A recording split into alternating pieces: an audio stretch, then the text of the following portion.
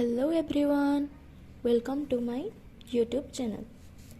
This is the lesson number 17 of differential equation. In the previous lesson, we have completed up to question number 10 of exercise 11b. We are following elements of mathematics book. Okay, so today we are going to start from question number 11. So let's get started. Question is, solve 1 plus y square dx plus x minus e power minus tan inverse y dy. Okay. At first, we have two general solution. dy by dx plus p of y is equal to q, or dx by dy plus px is equal to q. ये दो type के linear differential equation होते हैं general form के.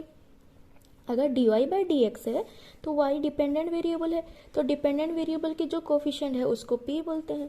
अगर dx by dy है तो x dependent variable है, तो डिपेंडेंट वेरिएबल की जो कोफिशिएंट होती है उसको p बोलते हैं. ठीक है, तो ये वाला इक्वेशन या तो dy बाई डी एक्स के फॉर्म में आएगा. अगर हम लोग यहाँ पे dx डिवाइड करेंगे तो यहाँ पे dx कट जाएगा, यहाँ पे बस dx by dy by dx आएगा. तो ये इक्वेशन या तो dy बाई dx के फॉर्म में आएगा, और dx अगर मैं dy डिवाइड करूंगी तो dx बाई dy के फॉर्म में आएगा.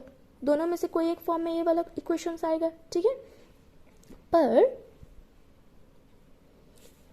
पर हमको कैसे पता चलेगा कि हम लोग dy बाई dx के फॉर्म में लाएंगे या dx बाई dy के फॉर्म में लाएंगे. ठीक है, उसके लिए हमको एक चीज याद रखना पड़ेगा.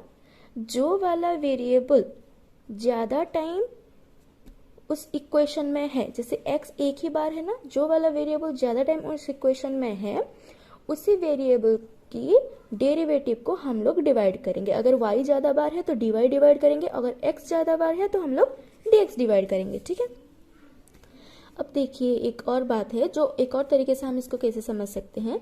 जो भी लीनियर डिफरेंशियल इक्वेशन होता है उसमें जो डिपेंडेंट वेरिएबल की टर्म्स होती है उसकी पावर ऑलवेज 1 होती है कि नहीं. ये हम लोग पहले भी देख चुके हैं. जो डिपेंडेंट वेरिएबल होती है उसकी पावर 1 होती है. ठीक है, तो अगर मैं इसको डिपेंडेंट वेरिएबल बनाऊं, अगर y को डिपेंडेंट वेरिएबल बनाने का क्या मतलब है, dy बाई डी एक्स करना. अगर मैं dy बाई डी एक्स करूँ तो y की पावर 1 होनी चाहिए, पर यहाँ पे y की पावर क्या है, 2 है. तो ये तो डिपेंडेंट वेरिएबल नहीं बन सकता. किसकी पावर 1 है, x की पावर 1 है.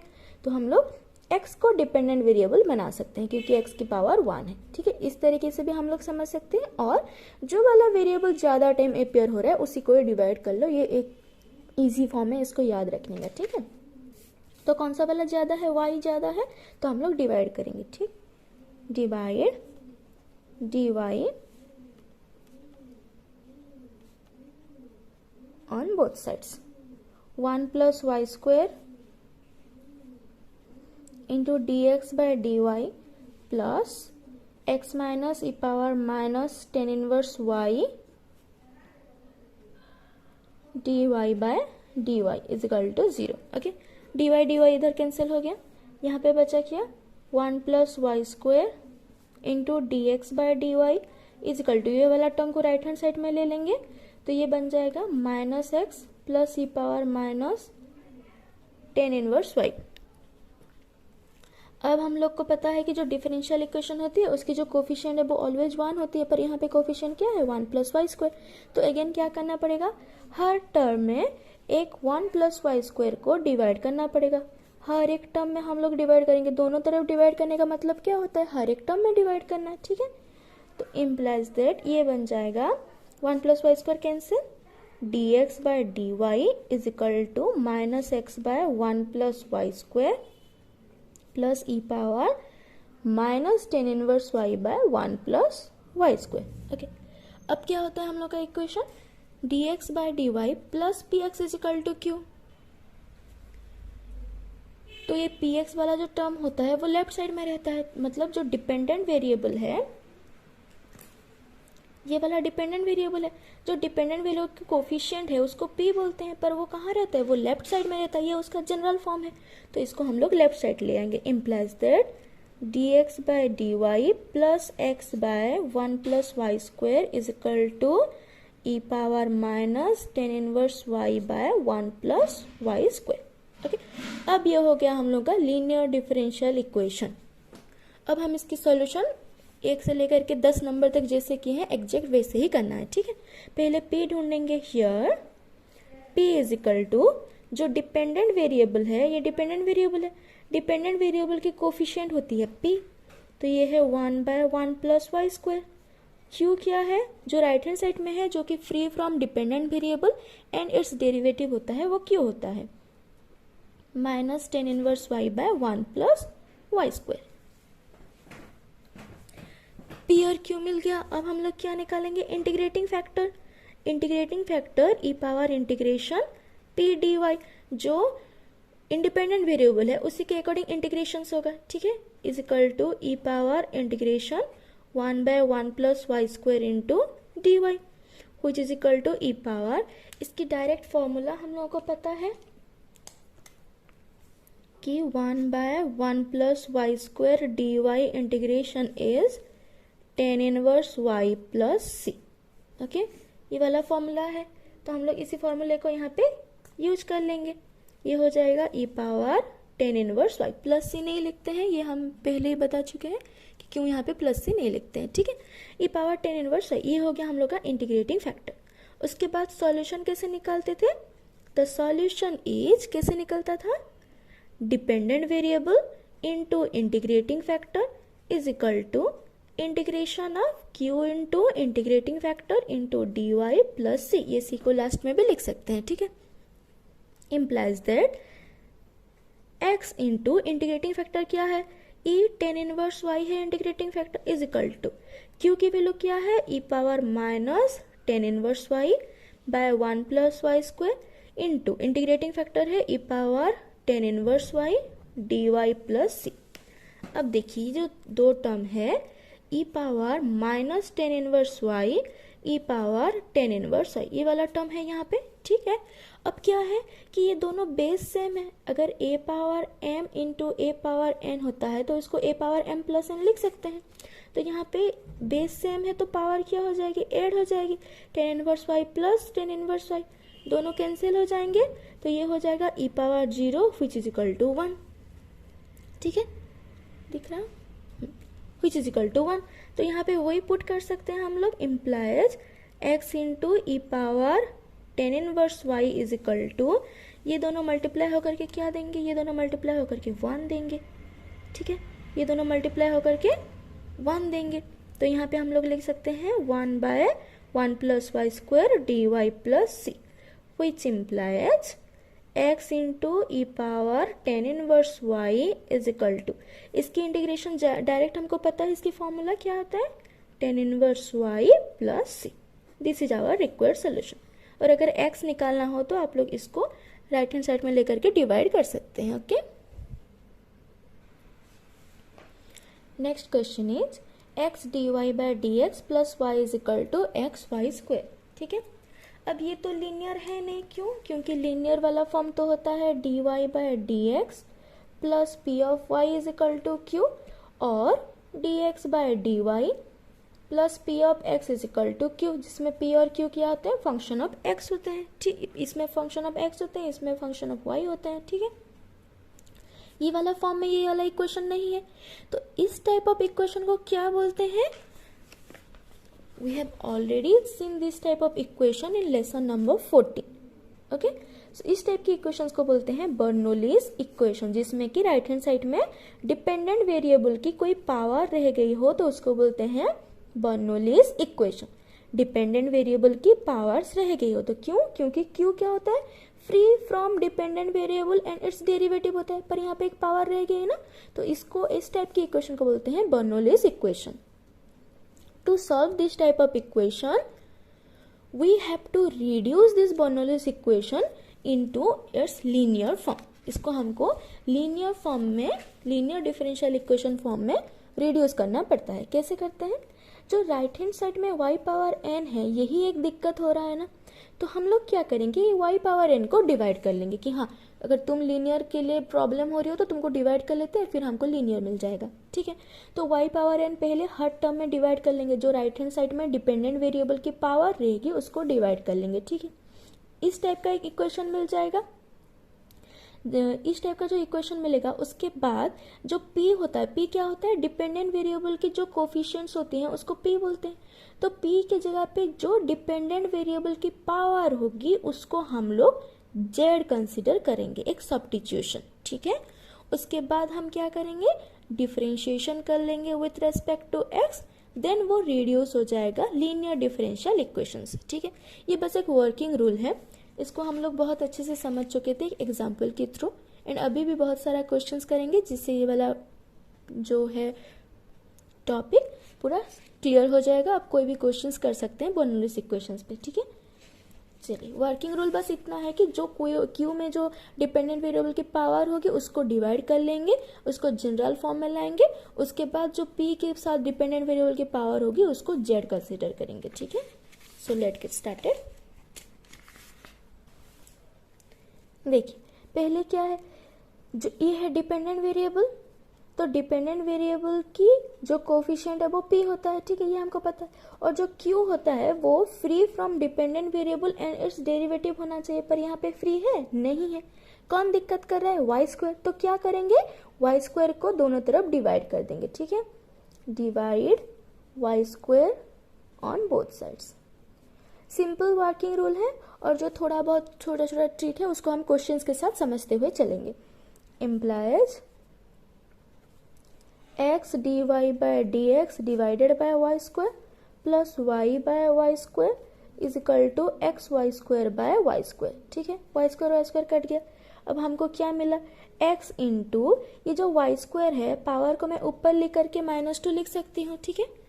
क्यों ऐसे लिख सकती हूँ मैं, क्योंकि अगर 1 बाय ए स्क्वायर है तो इसको हम a पावर -2 लिख सकते हैं, ठीक है।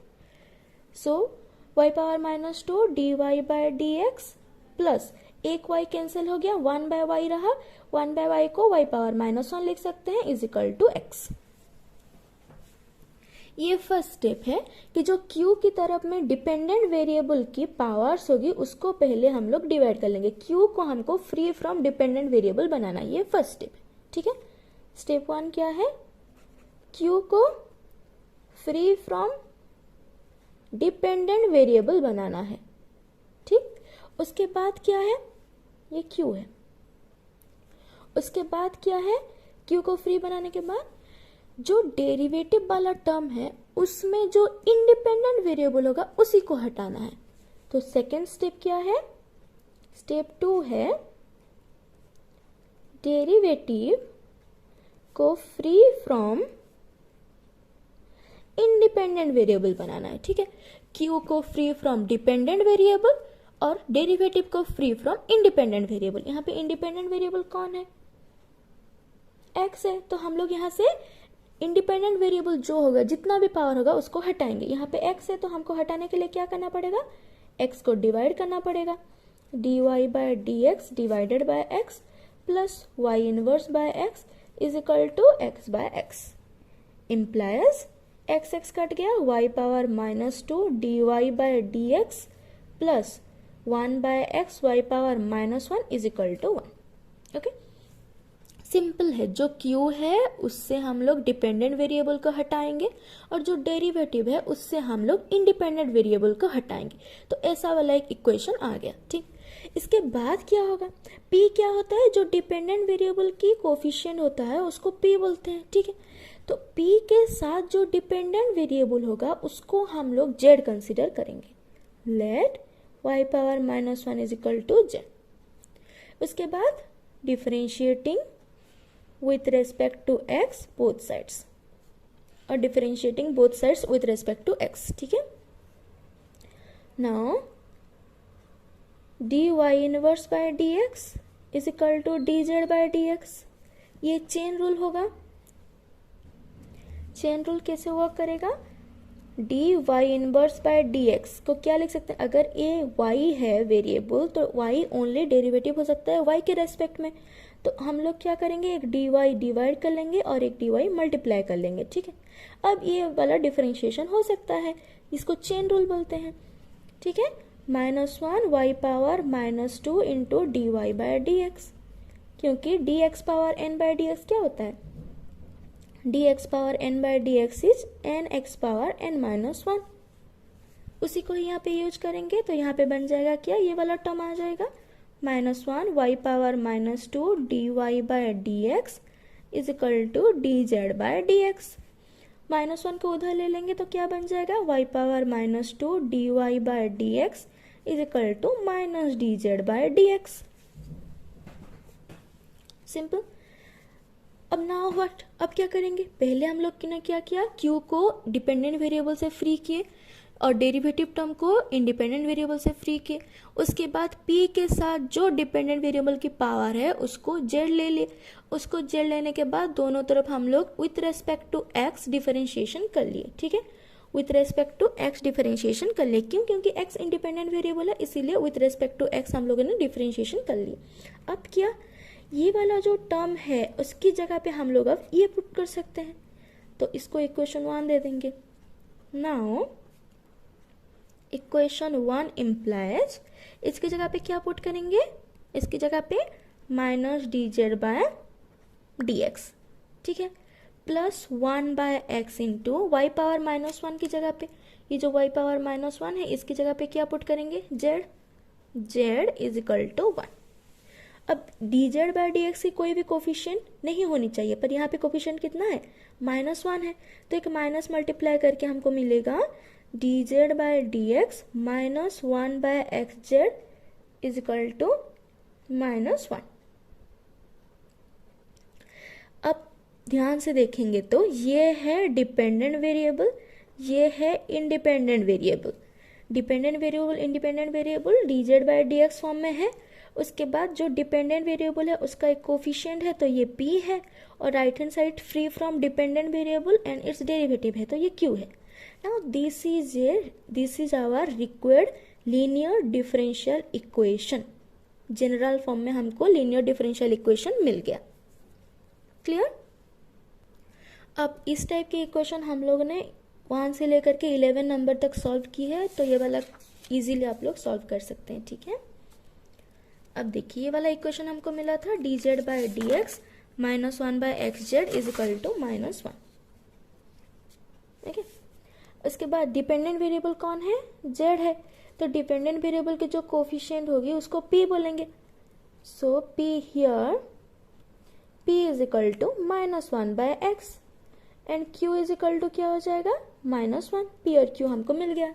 ठीक है, अगर माइनस क्यों लेंगे ये मैं पहले भी बता चुकी हूँ, d y by d x plus p of y is equal to q form में रहता है, तो यहाँ पे प्लस रहता है, तो इसको हम लोग क्या लिख सकते हैं, d z by d x plus -1 by x into y -1 by x into z is equal to -1। इसीलिए p की वैल्यू क्या आई, -1 बाय एक्स। ओके, उसके बाद क्या निकालते थे, integrating factor e power integration of p dx which is equal to e power integration -1 by x dx।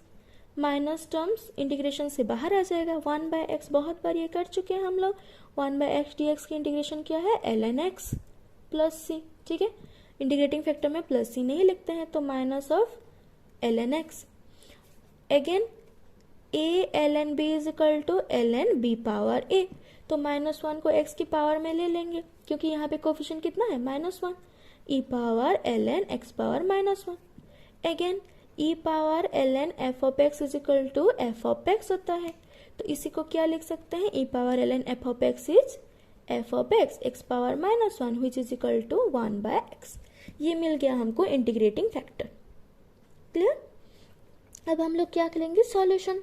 The solution is, solution क्या होता है, dependent variable into integrating factor is equal to integration of q into integrating factor into dx plus c को last में भी लिख सकते हैं। ठीक है, अब देखिए ये जो डिपेंडेंट वेरिएबल है यहाँ पे z है और जो इंडिपेंडेंट वेरिएबल पे वो x है, इसीलिए dx के टर्म में वो इंटीग्रेट होगा। Implies z into integrating factor कितना है, 1 by x is equal to q की जगह पे कितना लिख सकते हैं, -1। इंटीग्रेटिंग फैक्टर है 1 by x into d x plus c। implies that this is z by x is equal to minus integration से बाहर आ गया। ठीक है, 1 बाय एक्स की इंटीग्रेशन क्या होगी, ln x, अभी बता चुकी हूँ मैं। ठीक, प्लस c एक कांस्टेंट है, c एक कांस्टेंट है, तो c के जगह पे हम लोग ln c भी लिख सकते हैं, क्योंकि c कांस्टेंट है तो c is equal to ln c भी लिख सकते हैं। ठीक है, तो हम लोग इसको ln c लिख लेंगे, बस अपनी इजी मेथड के लिए और कुछ नहीं। ठीक है, z by x is equal to, अब क्या हो गया देखियो, ln a minus ln b is equal to ln a by b लिख सकते हैं। So ln c minus ln x is equal to ln c bye x। अब क्या करेंगे, बैक सब्स्टिट्यूशन करेंगे। क्यों? क्योंकि हम लोगों ने z की जगह y पावर माइनस वन की जगह पे z पुट किए थे, तो z की जगह पे फिर y power minus one put करेंगे। तो यहाँ पे हम लोग z की जगह पे y power minus one put कर लेंगे, is equal to ln c bye x, implies that y power minus one is equal to x ln c bye x। ठीक है, अब क्या करेंगे हम लोग, ये क्या है, 1 by y is equal to x ln c bye x है। तो अगर 1 by a is equal to b है तो रेसिप्रोकल लेने से a is equal to 1 by b हो जाता है। तो अगर इसको रेसिप्रोकल ले लेंगे y is equal to 1 by x ln c bye x। ये हम लोगों का रिक्वायर्ड सॉल्यूशन है। क्लियर? बस सिंपल है, स्टेप्स इजीली समझ आ जाएगा। ये फर्स्ट क्वेश्चन है बर्नौलीज इक्वेशन में, इसीलिए थोड़ा बहुत कंफ्यूजन होगा, पर जब हम लोगों ने सारा क्वेश्चन सॉल्व करेंगे बर्नौलीज इक्वेशन का, then you will be able to solve any type of question. Okay, next question is x d y by d x plus y is equal to y square log x. ठीक है, ऐसे वाले question जो होते हैं हम लोग की जनरल सोल्यूशन क्या होता है, d y by d x plus p of y is equal to q. P और क्यू क्या होते हैं, फंक्शन ऑफ एक्स। ये हम लोग की general form of linear differential equation है। ठीक है, क्यू जो होता है वो फंक्शन ऑफ एक्स होता है, जो कि free from dependent variable, y है डिपेंडेंट वेरिएबल, एक्स है independent variable, free from dependent variable and its derivative होता है। ठीक है, पर यहाँ पे वाई स्क्वायर टर्म मल्टीप्लाई होकर के वाई तो डिपेंडेंट वेरिएबल है और एक्स है इंडिपेंडेंट वेरिएबल।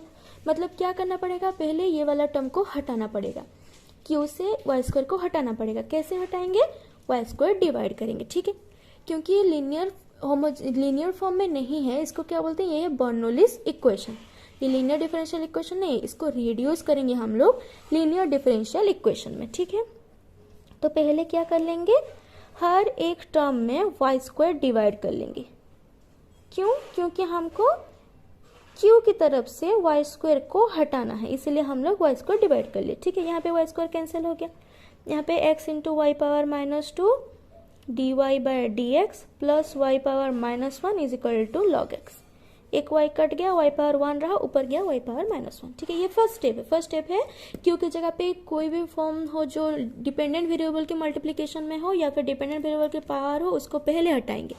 सेकेंड क्या करेंगे, जो डेरिवेटिव टर्म है अगर उसके साथ इंडिपेंडेंट वेरिएबल कुछ मल्टीप्लाई है तो उसको हटाएंगे। ठीक है, क्यू की तरफ से डिपेंडेंट वेरिएबल को हटाएंगे और डेरिवेटिव की तरफ से इंडिपेंडेंट वेरिएबल्स को हटाएंगे। कैसे हटाएंगे, हर एक टर्म में एक्स डिवाइड कर लेंगे, तो एक्स एक्स कट गया, तो यहाँ पे बचा y power minus two d y by d x plus y power minus one by x is equal to log x by x. ठीक है, ये एक स्टैंडर्ड फॉर्म में आ गया।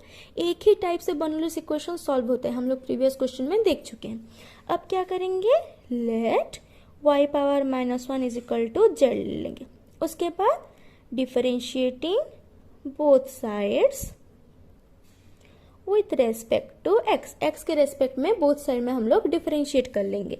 ये क्या हो जाएगा, चेन रूल आएगा, minus one y power minus to,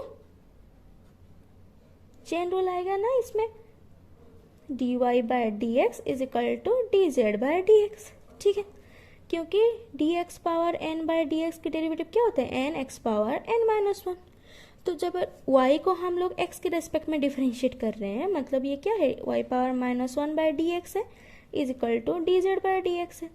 तो ये क्या हो जाएगा, minus one y power minus two, उसके बाद फिर से चेन रूल से d y by d x होगा, d y power minus one by d x is equal to, ये हम लोग प्रीवियस क्वेश्चंस में भी देख चुके हैं, into D y by d x कर सकते हैं। ठीक है, चेन रूल की मदद से। तो ये हो जाएगा minus one y power minus two, उसके बाद d y by d x, implies that y power minus two dy by dx is equal to minus dz by dx। ठीक है, अब जो ये वाला टर्म है, ये इसको इक्वेशन 1 ले लेंगे, ये वाला जो टर्म है इसकी जगह पे अब क्या पुट कर सकते हैं, ये वाला पुट कर सकते हैं। So in equation 1, putting in equation 1 we get, इसकी जगह पे क्या पुट करेंगे, minus dz/dx plus y inverse की जगह पे क्या पुट करेंगे, y पावर -1 की जगह पे क्या पुट करेंगे, z। तो ये हो गया z/x is equal to log x/x। अब एक माइनस कॉमन ले लेंगे, dz/dx minus z/x is equal to minus log x/x। Now this is an linear differential equation of having z as dependent variable, x as independent variable. ठीक है, इसके बाद जो हम लोग 1 नंबर क्वेश्चन से लेकर के 11 नंबर क्वेश्चन तक जिस मेथड में किए हैं, अब उसी मेथड में इसको सॉल्व करना है।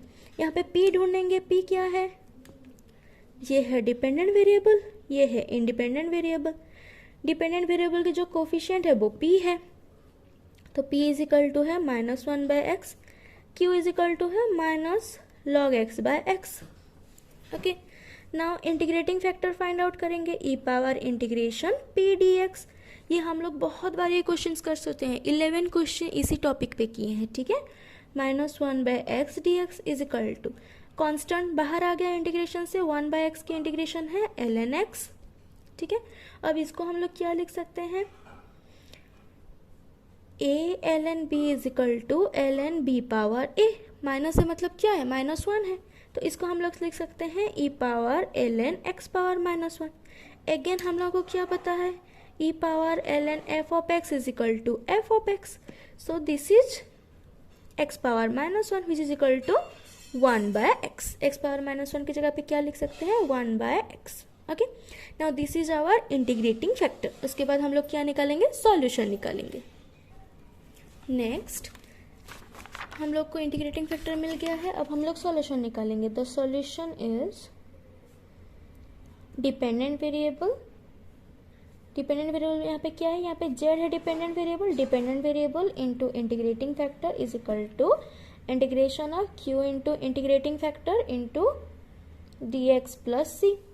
dx क्या है, dx है इंडिपेंडेंट वेरिएबल की डेरिवेटिव्स, उसी से ही हम लोग कर सकते हैं ना। तो अब implies that z into integrating factor क्या है, 1/x है, so 1/x is equal to integration of q की जगह पे क्या लिखेंगे, q की वैल्यू है हम लोगों के पास, q की वैल्यू है माइनस log x/x। ठीक है, अब q की वैल्यू को पुट कर लेंगे, minus log x/x into integrating factor है 1/x into dx plus c implies that z/x is equal to integration of x into x is x square, minus को इंटीग्रेशन से बाहर ले आए। ठीक है, x power -2 log x dx plus c। अब ये इंटीग्रेशन कैसे होगा, ये इंटीग्रेशन होगा आइलेट के फॉर्म से, ILATE। In the previous lesson I have already told you how to solve this type of question.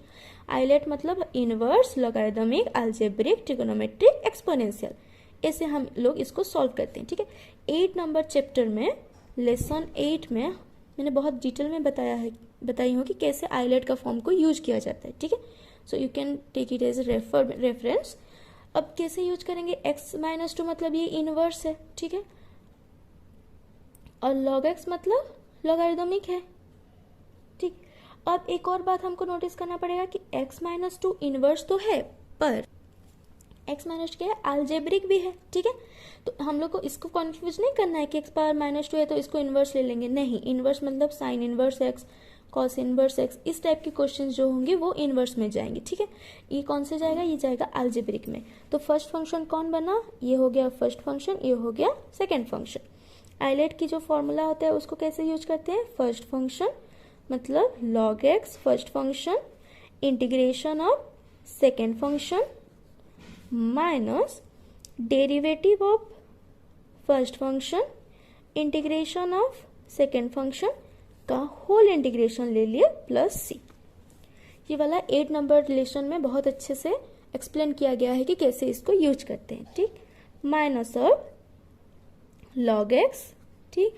X power -2 की इंटीग्रेशन क्या होगी, -2 + 1 बाय -2 + 1 माइनस लॉग एक्स की derivative 1 by x, x power -2 की integration -2 + 1 by -2 + 1 into d x plus c is equal to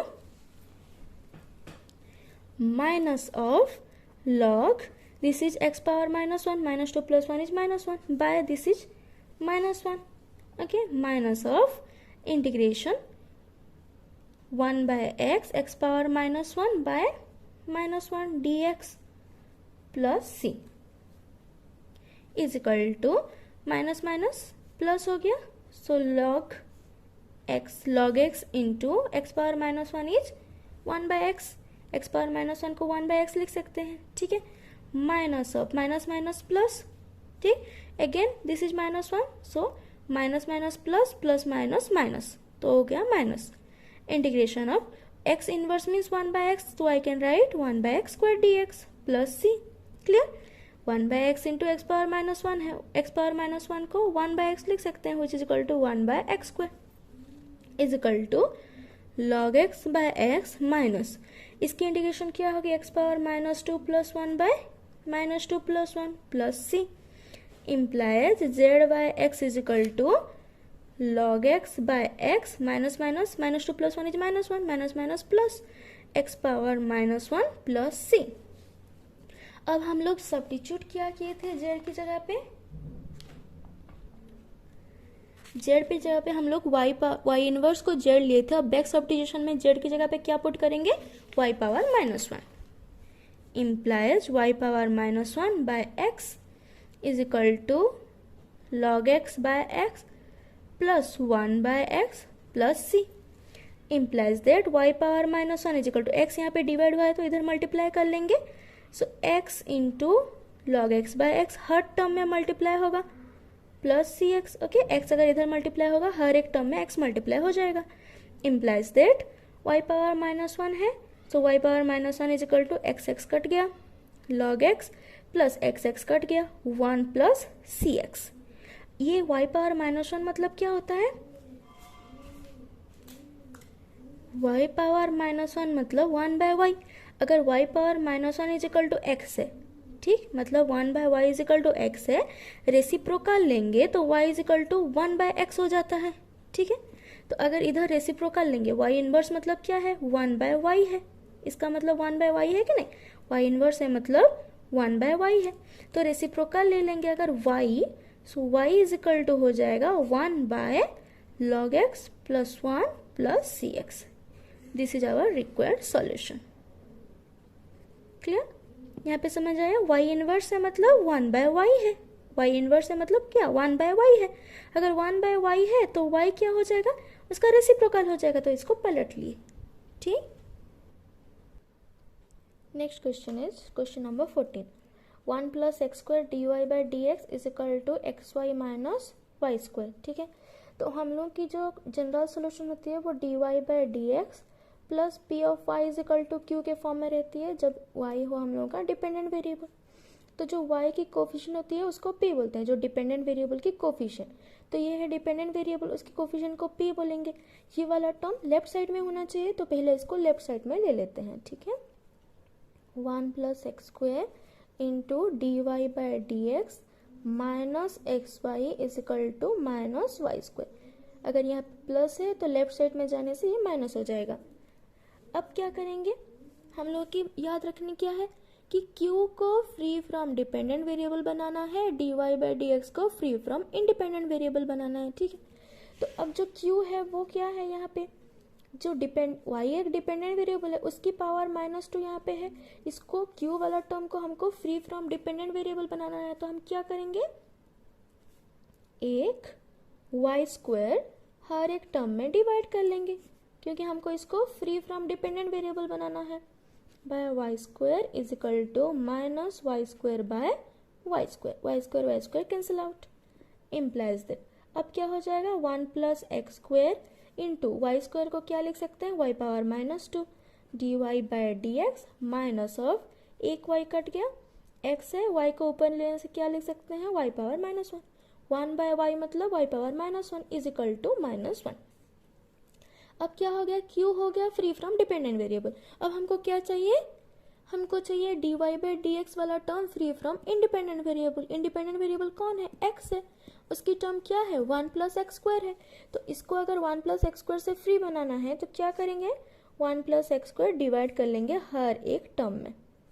okay, 1 plus x square divide हो गया, dividing 1 plus x square on both sides. Okay, अब यहाँ पे क्या करेंगे, implies that 1 plus x square 1 plus x square cancel out, ये बन गया y power -2 dy by d x minus x by 1 plus x square into y power -1 is equal to -1 by 1 plus x square. ऐसा वाला एक term आएगा, ठीक है, कुछ भी बर्नौलीज इक्वेशन हो तो उसको सॉल्व करते हुए ऐसा वाला टर्म आएगा। तो यहाँ पे ये p है, जो डिपेंडेंट वेरिएबल की कोफिशिएंट है वो p है। p के साथ जो डिपेंडेंट वेरिएबल की पावर है उसको z लेंगे, उसको हम लोग z कंसिडर करेंगे, सब्स्टिट्यूशन करेंगे z। उसके बाद differentiating with respect to x, both sides, both side में हम लोग डिफरेंशिएशन कर लेंगे with respect to x। Last question में हम लोगों ने देखा था कैसे इसको डिफरेंशिएट करते हैं, d y inverse by d y is equal to d z d x is equal to d z by d x. तो डिफरेंशिएशन होगा by chain rule, d y inverse by d x, y inverse को y के respect में ही differentiate किया जा सकता है। तो हम इसको लिख सकते हैं d y inverse by d y into D y by d x is equal to dy inverse by dy is -1 y power -2 n into y power n -1 form में dy by dx, क्योंकि dx power n by dx होता है n into x power n -1, ये वाला term आएगा। तो यहाँ पे डिफरेंशिएशन करने से हो जाएगा -1 y power -2 dy by dx is equal to dz by dx। अब ये माइनस वाला टर्म को हम क्या करेंगे, राइट साइड में ले आएंगे, which implies that we can write y power -2 dy by dx is equal to minus of dz by dx। अब हम लोग क्या करेंगे, ये वाला जो सब्स्टिट्यूशन लिए हैं इक्वेशन नंबर 1 में पुट कर लेंगे, y power -2 dy by dx की जगह पे minus dz by dx।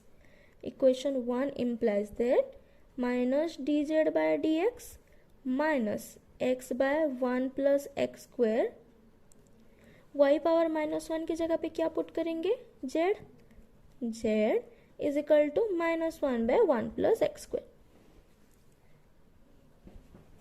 dz by dx की कोफिशिएंट ऑलवेज 1 होनी चाहिए, पर यहाँ पे 1 नहीं है, तो हम क्या करेंगे, एक माइनस हर एक टर्म में मल्टीप्लाई कर लेंगे, dz by dx plus x by 1 plus x square is equal to 1 by 1 plus x square. क्या किए, माइनस हर एक टर्म में मल्टीप्लाई कर लिए, ठीक है, जैसे प्रीवियस क्वेश्चन में भी हम लोग माइनस मल्टीप्लाई करते थे वैसे ही।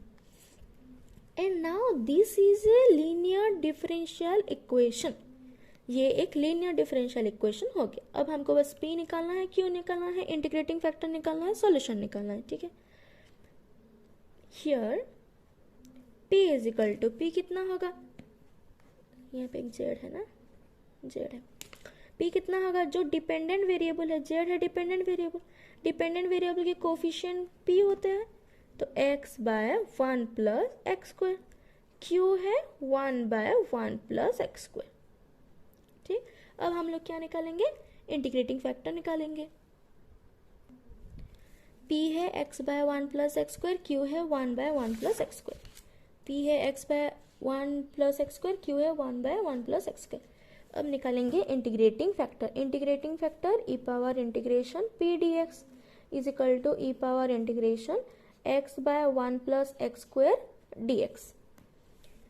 मैं एक चीज़ पहले बता चुकी थी कि अगर f dash x by f of x dx की इंटीग्रेशन है तो उसकी सॉल्यूशन है ln f of x plus c। ये एक ट्रिक है कि अगर जो डिनोमिनेटर में है उसी की डेरिवेटिव न्यूमिनेटर में है तो हम इसको direct ln f of x लिख सकते हैं, ठीक है। यहाँ पे क्या है, x by 1 plus x square d x है, 1 प्लस एक्स स्क्वायर की डेरिवेटिव क्या है, 2x है, जो डिनोमिनेटर है उसकी डेरिवेटिव न्यूमिनेटर में होना चाहिए, पर इसकी डेरिवेटिव 2x है तो ऊपर 2x नहीं है, तो हम क्या कर सकते हैं, एक 2 मल्टीप्लाई और एक 2 डिवाइड कर सकते हैं। मल्टीप्लाई डिवाइड तो कर ही सकते हैं सेम नंबर को। अब 1/2 तो इंटीग्रेशन से बाहर आ जाएगा क्योंकि कांस्टेंट है। अब रहा 2x/1 + x² dx।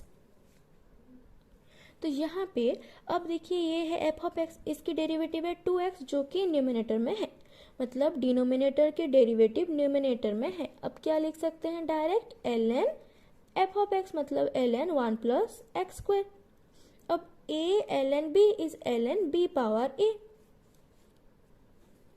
a ln b is equal to ln b power a लिख सकते हैं। उसी के हिसाब से इसको लिख सकते हैं ln 1 + x² पावर 1/2। ओके, ये एक फॉर्म में है। और एक फॉर्म हम लोग क्या कर सकते हैं कि x/1 + x² dx इंटीग्रेशन है। अगर ये वाला फॉर्म याद रहेगा तो बहुत अच्छी बात है, क्योंकि क्वेश्चंस बहुत लॉन्ग होते हैं, तो हर चीज़ को अगर हम लोग मैन्युअली सॉल्व करेंगे तो क्वेश्चन और ज़्यादा लंबा हो जाएगा, इसीलिए थोड़ा बहुत ट्रिक्स को याद रखेंगे तो अच्छा रहेगा। नहीं तो इसको मैन्युअली मैं सॉल्व कर दे रही हूँ कैसे होता है। सब्स्टिट्यूशन लेंगे, let 1 + x² is equal to t। दोनों टाइप डिफरेंशिएशन कर लेंगे, दोनों साइड में 2x dx is equal to dt। ये वाला क्वेश्चन इंटीग्रेशन में बहुत बार किए होंगे आप लोग। दोनों टाइप में डिफरेंशिएट कर लेंगे विथ रिस्पेक्ट टू x, तो इधर हो जाएगा 2x, इधर हो जाएगा dt/dx, dx इधर मल्टीप्लाई कर लिए। अब x dx is equal to dt/2। यहाँ पे सब्स्टिट्यूट कर लेंगे, x dx की जगह पे dt/2, 1 + x² की जगह पे t इंटू dt/2। 1/2 तो कांस्टेंट है, इंटीग्रेशन से बाहर 1/t dt रहा। 1/2 1/t की इंटीग्रेशन है direct ln t + c, sorry यहाँ पे plus c, ln t + c। 1/2 t की जगह पे क्या पुट करेंगे, 1 + x², ln 1 + x² + c। Again a ln b, तो ln b power a, ln 1 + x² power 1/2 + c। ये एक फॉर्म में है, ठीक है। कोई भी मेथड में चाहे तो सॉल्व कर सकते हैं। समझ में आया कैसे सॉल्व होगा इसको। तो अब मैं इसमें डायरेक्ट लिख दे रही हूँ e पावर, इसकी इंटीग्रेशन क्या है हम लोग निकाले हैं, ln 1 + x² पावर 1/2। हम लोग इंटीग्रेटिंग फैक्टर में प्लस c नहीं लिखते हैं, ठीक। अब एक और जो फॉर्म है जो हम लोग बहुत बार हर एक क्वेश्चन में कर चुके हैं, वो है e ln f of x is equal to f of x। तो e ln f of x is equal to 1 + x² power 1/2, 1/2 मतलब रूट, उसको लिख सकते हैं 1 + x²। अब मिल गया इंटीग्रेटिंग फैक्टर। उसके बाद solution, the solution is dependent variable into integrating factor is equal to integration of q into integrating factor into dx + c। z into integrating factor 1 + x² root is equal to integration, q की value क्या है 1/1 + x² into integrating factor है 1 + x² root dx + c implies that z into 1 + x² root is equal to integration of, अब देखिए ऊपर है root, नीचे है पावर 1, तो कट करके क्या हो जाएगा, रूट a/a है, तो ये अगर ऊपर पावर हाफ है नीचे पावर 1 है, तो इसको हम root a/√a into root a लिख सकते हैं। 1 √ a कैंसिल, 1/√a हो जाएगा आंसर। तो ये हाफ है और ये पावर 1 है, ठीक। एक और तरीके से क्या समझ सकते हैं, a पावर इधर हाफ है, a पावर इधर 1 है। अगर पावर डिवाइड में हो, बेस सेम हो, तो इसको हम क्या लिख सकते हैं, नीचे आएगा तो माइनस हो जाएगा, 1 - half which is equal to 1/a power half. Same ही चीज आएगा, हाफ मतलब 1/√a। तो उसी को हम लोग यहाँ पे क्या लिख सकते हैं, कट करके हो जाएगा 1 + x² root dx + c implies that इसकी डायरेक्ट एक फॉर्मूला है, अगर हम डायरेक्ट फॉर्मूला को यूज करेंगे तो इजीली हम लोग की सॉल्यूशन आ जाएगा। फॉर्मूला क्या है कि अगर dx / x² + a² रूट है तो इसकी इंटीग्रेशन क्या होती है, ln x + x² + a² root mod + c। और अगर dx / x² - a² रूट होगी, फॉर्मूला उसकी होती है ln x plus x square minus a square root mod plus सी, ये दो फॉर्मूलाज होते हैं, ठीक है, जिसको हम अप्लाई करेंगे। तो z 1 plus x square root is equal to, यहाँ पे फॉर्मूला अप्लाई करेंगे, क्या है, x square plus a square, a की जगह पे 1 है, x square plus a square, अगर सिर्फ 1 है तो इसको 1 स्क्वायर मतलब भी तो 1 ही है, तो यहाँ पे क्या पुट होगा, ln x plus x square plus 1 root mod plus c. अब z की जगह पे क्या पुट करेंगे, हम लोग z की क्या मान के चले थे, y पावर -1, तो z की जगह पे क्या पुट करेंगे, बैक सब्स्टिट्यूशन भी करना पड़ेगा ना, y power -1 1 plus x square root is equal to ln x plus x square minus 1 root plus 1 root mod plus c. Okay, इतना क्लियर। अब y पावर -1 मतलब क्या है, अगर इसको सॉल्यूशन लिख लेंगे तो भी चलेगा, this can be your solution. और क्या लिख सकते हैं, y पावर -1 1 बाय y होता है, 1 plus x square root is equal to ln x plus x square plus 1 root mod plus c. Implies that, बस एक ही स्टेटमेंट में रहेगा करके हम लोग क्या कर सकते हैं कि y इधर मल्टीप्लाई कर लेंगे या फिर रेसिप्रोकल करके y निकाल लेंगे, कुछ भी सॉल्यूशन लिख सकते हैं। तो 1 plus x square root is equal to y into ln x plus x square plus 1 root mod plus c, this can be your solution, कुछ भी सॉल्यूशन रहेगा चलेगा, ठीक। अब अगर बुक में इसको क्या दिया है सॉल्यूशन में, एक अगर आप आंसर देखेंगे तो साइन h इनवर्स x आया है, वो कहाँ से आया है देखिए, और एक फॉर्मूला होता है कि dx by 1 plus x square root, अगर 1 हो सिर्फ, ठीक है, हम लोग जो फॉर्मूला पढ़े हैं ये वाला जनरल फॉर्म है, एक ही जगह पे कुछ भी हो बन जाएगा आंसर, पर ये अगर सिर्फ 1 हो तो इसकी इंटीग्रेशन होती है साइन h इनवर्स x, ठीक है। तो ये वाला फॉर्म को बुक में यूज किया है, बट मैं बोलूँगी ये वाला यूज ना करें, ये वाला ही यूज करें, क्योंकि ये जनरल फॉर्म में है तो ये इजीली हम लोग याद रख सकते हैं, कोई भी क्वेश्चन आएगा इसी को याद रखना होगा, ठीक है। साइन h इनवर्स पर्टिकुलर है कि अब बस 1 होगा तभी हो पाएगा, ओके।